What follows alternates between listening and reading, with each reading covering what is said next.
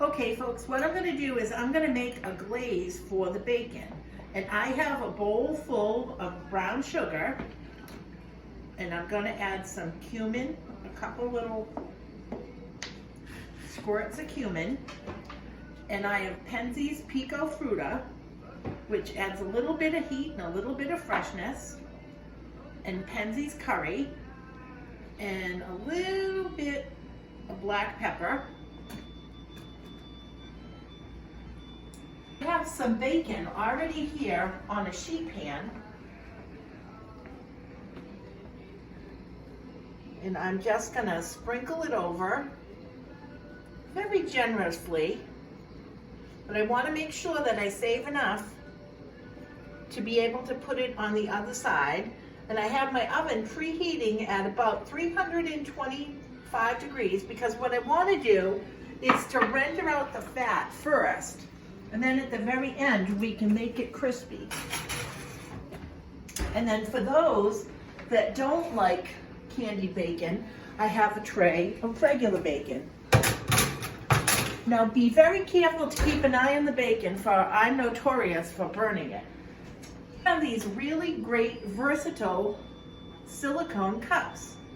So I have a pan of water that is just about ready to come to a boil. And what I like to do to make it easier for the eggs to come out in the end is I spray them with cooking spray first. And we'll get those ready. Now, I have beautiful local eggs. Brown eggs are local eggs, and local eggs are fresh. You know, I think there's a commercial in there somewhere. So what I like to do is just take an egg and pop it in a cup. Now while these are cooking, I want to wash my hands, and then I want to show you a couple different things to add to your buffet. We're back. Now, I like to offer 2 different egg type items for a brunch. Some people don't like poached eggs, but some people like an egg bake, or today I'm gonna make a quiche. And it's not my quiche recipe, but it's done out, and it's so simple. And I literally went through my refrigerator and took out the scraps of whatever I had, and I've chopped them up. So what I'm going to do on my stove, I have some butter melting, just a little bit, and I'm going to saute some mushrooms. We'll pop that up a little. And to that, I'm going to put in some chopped red onion, and we're going to let those saute. Now, you don't have to cook them, but I like to give them a little head start. But now I have 6 eggs in a bowl, and as you can see, I'm using not a clear bowl, but I did go ahead and order on Amazon clear bowls so that you folks can see what I'm doing. You can take a whisk, and this is a great egg whisk, or you can do it with a fork as well. And just get the eggs incorporated so that you don't see any pieces of whole egg yolks. And I did manage to not get any shells in there, but I do think that there's a little piece of scallion, but it will be wonderful in the end. To that, I happen to have, like I said, just stuff that's hanging around.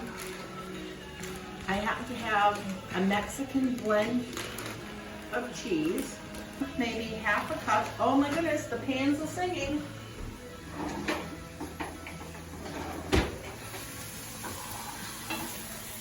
So I just wanted to get a little bit of color.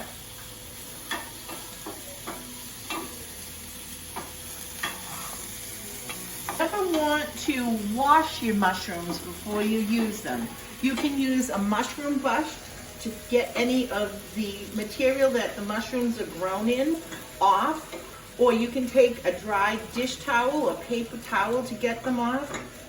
If you wash your mushrooms, they'll get all slimy, and that's not what you really want to have. Now that butter is melted, and our eggs are coming along. I like to do them very slowly because I tend to get forgetful and I don't want to overcook the eggs. Now some people like to make a quiche with, oh my goodness, we forgot the pie.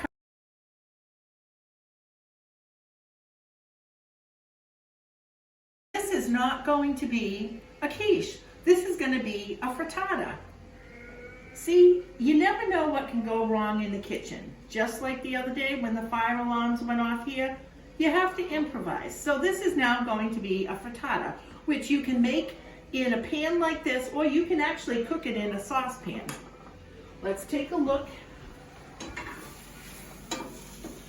The mushrooms and onions have wilted sufficiently, and just by the time I get those in the pie plate, I'm gonna just quickly wilt the scallion. And I happen to have a few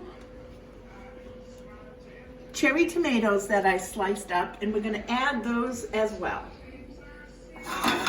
Now, I like to add just a few of the mushrooms and onions at a time because I want to try to temper the eggs so that when I put them in, it doesn't turn to scrambled eggs all at once. And this will slowly bring up the temperature of the eggs.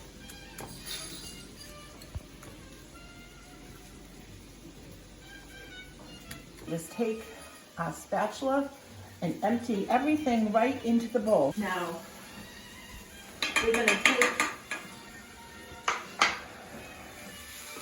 the same thing. We know that the eggs have been tempered, excuse me, and we're going to do the same thing. Just pop this right in. Now, I want to add a little bit of milk, or half and half, just to bind everything together. And you can use whatever you have hanging around the house. If you had potatoes, or if you had tater tots left over, or actually leftover French fries, or even say you ordered fish and chips, that would be great. Or if you had onion rings, or just anything you have, don't waste it. Try to make a use for it. Now, this might be a little bit runny, so what I'm gonna do is I'm gonna add, you can never have too much cheese. Just incorporate that. And you people have actually asked me what type of stove I have. I've been very lucky. I got a new 8-burner Fisher-Paykel stove, and I absolutely love it because, as you people have seen, I cook with a lot of big pots, and this is great because I can move my pots easily from one side of the stove to the other, and I absolutely love it. But I'm not a baker, so I'm just gonna pop this in the oven, and we'll see it in a little while. Remember I said that use whatever you have in your refrigerator or in your pantry? Well, I happen to have plain bagels in my bread box, and I happen to have chive and onion cream cheese in my refrigerator. But I really like everything bagels. So what I have is everything bagels sprinkle from Trader Joe's. So what I'm gonna do is I have my trusty bench spreader, and I'm gonna pop this out, and I'm just gonna sprinkle this on. And you know when you go to the ice cream store or ice cream shop and you can have mix-ins? Well, just think of this as a mix-in for your bagel. Look how good that looks. And you can spread that on your bagel. that will give you the taste and texture and feel of an everything bagel, but on the inside. Now, I mentioned to you folks earlier, don't be afraid of going to your grocery store or your deli or Costco or BJ's or Trader Joe's and buying things that are already pre-made. One of my favorite things at Costco is pre-cut and sliced salmon, and it comes with a mustard dill sauce. So all I do is take out a cutting board and I place the salmon on the board, and in 5 minutes I have a nice presentation for my guests. Make it nice for your guests. You have to cut lemons up, make it presentable, because everyone eats with their eyes. And I would like to add a new knife for you. This is a basic slicing knife, and it's a nice, somewhat flexible blade, not like a boning knife, but here. Let me show you the wonders it can do. Now, when I cut lemons, I always like to take the ends off. Again, it's all presentation. I just think it looks pretty. But look how easy this slice is. And again, watch how I'm holding my fingers. If you put your fingers down and use your knuckles as a guide, you'll never cut your fingers.